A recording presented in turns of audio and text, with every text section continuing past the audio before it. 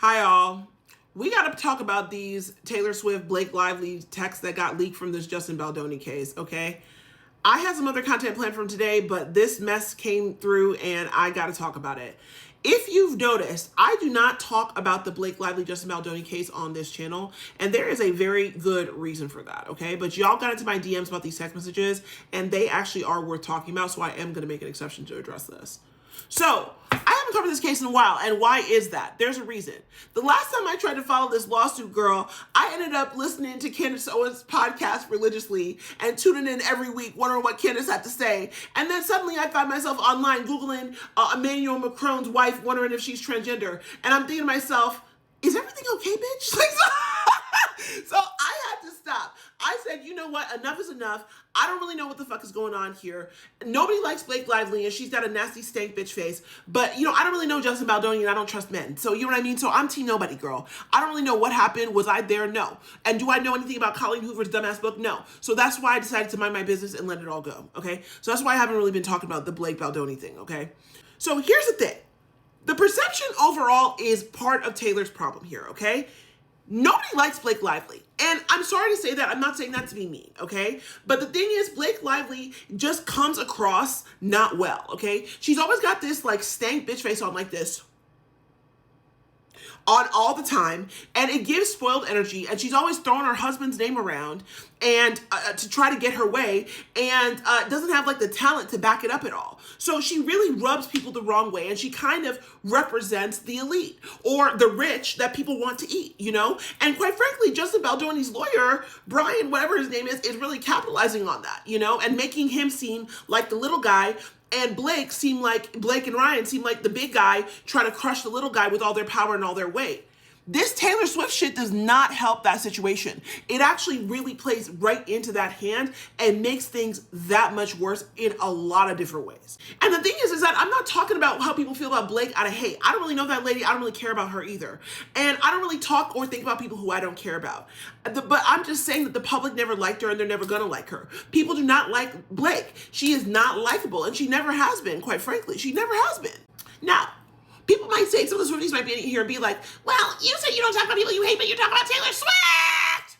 Girl, I don't hate Taylor Swift, girl. I'm what you bitches call a fair weather fan, okay? That lady's been in my top 5 of Spotify for the past 3 years. I have a lot of her vinyl records. I've heard every single one of her albums. I was at the Eras tour. I don't need to prove myself that I'm a fan to you guys, okay? I like her music, and quite frankly, I find her to be a very fascinating figure, probably because of the darker aspects of humanity that she embodies. I think she's relatable. I think that she's messy, she's insecure, and she's strategic, and that's why people are obsessed with her, myself included, quite frankly, okay? That's it. Anyway, let's talk about these fucking text messages, though, okay? Because that's really why we're here. So what happened in these text messages? It was a bunch of texts that between Taylor and Blake, unsealed by the judge, and honestly, they're bad. In them, Taylor is literally calling Justin Baldoni a bitch and talking about the world's smallest violin. And it's just come to my attention that the reason why she called him a bitch is because he was talking about some kind of SA allegations that he had to deal with. Girl, I was like, oh, when I heard that part, I was like, you've got to be kidding me. And then also that Blake basically recruited her to talk about this script to Justin and make it seem like, that she was talking it up in order to try to manipulate him into liking it. And also Taylor said some Machiavellian queen shit where she said letting her music being used in the trailer gives Blake the upper hand, which if he was smart, he wouldn't do that. Which to me, quite frankly, when I read that text, I thought to myself, a woman after my own heart. That's the type of shit that I would say, okay? Here's the problem. Here's the issue, okay? Because a lot of Swifties are like, oh, these are just texts between besties. And I'm not going to lie to you, I don't think that they're wrong about that. These do seem like texts between besties, but the problem is that these are besties with a lot of power and a lot of money, and there are texts, and it's a text between besties with a lot of power talking about an actor who is very little known. Nobody knows who Justin Baldoni is. I did not know his name until this whole Blake Lively thing came out, okay? And it confirms a lot of what people have to say about Taylor Swift, that she's underhanded, that she's a bully, that she throws her weight around behind the scenes. Taylor Swift has a narrative about her where people feel like she uses her power in order to repress and suppress other people. And there's a lot of different things that she's done over the past year, particularly with Tortured Poets and Life of a Showgirl, that really, really enhance this narrative. And this acts as yet another drop in the bucket of people having this kind of resentment for her, okay? On top of all of that, this lady is grossly overexposed.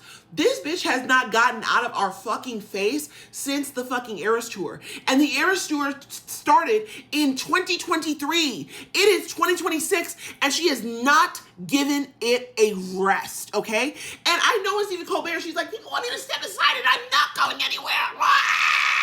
Girl, no one's asking you to step aside as in not be famous anymore and not be an artist anymore. That is not what we're asking you to do. We're asking you to take a strategic break so that the public can miss you and so people stop building RICO cases against you so they can take you down the same way they took you down in 2016.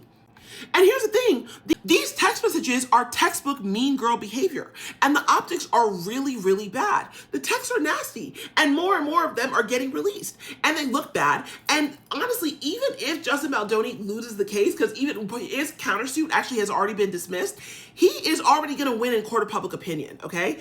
And at the end of the day, Taylor's on the wrong side of this issue, and this confirms narratives people already have about her in the first place. So this is a huge problem for her.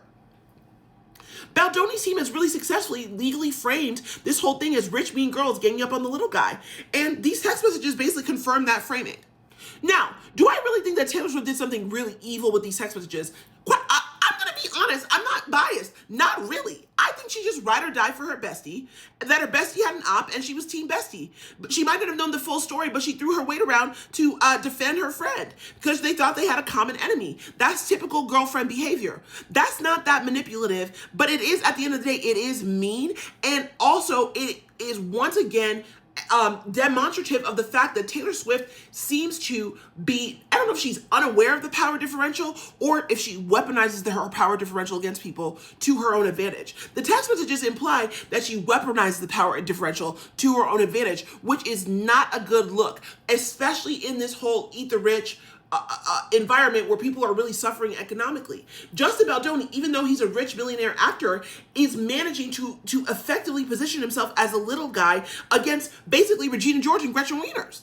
And why does this hit so hard right now? Her reputation is pretty fragile, okay? There's a bunch of other stuff that has been happening, right? The Kayla Nicole thing especially, that did not help. The whole, like, I'm not a bad bitch, this isn't savage, Opalite, Onyx Knight thing did not go over well. It caused a lot of problems, okay? And even though, yes, Kayla had these horrible tweets and whatever that came out, it still left a mark. It still left a mark. And then the Charlie XCX thing, that left a mark. And then people are digging up the Olivia Rodrigo thing. People, I'm people. Yes, okay? Digging up the Olivia Rodrigo thing, that leaves a mark. And then people are digging up these old videos of her and Sabrina Carpenter. So this whole idea that she's a bully is something that people have in their minds. People already have this in their minds, and people are already quoting, like literally, people are already quoting to me the Regina George Sheets clothing line that Katy Perry said literally 10, 15 years ago. That's crazy. People are not happy with Taylor right now at all.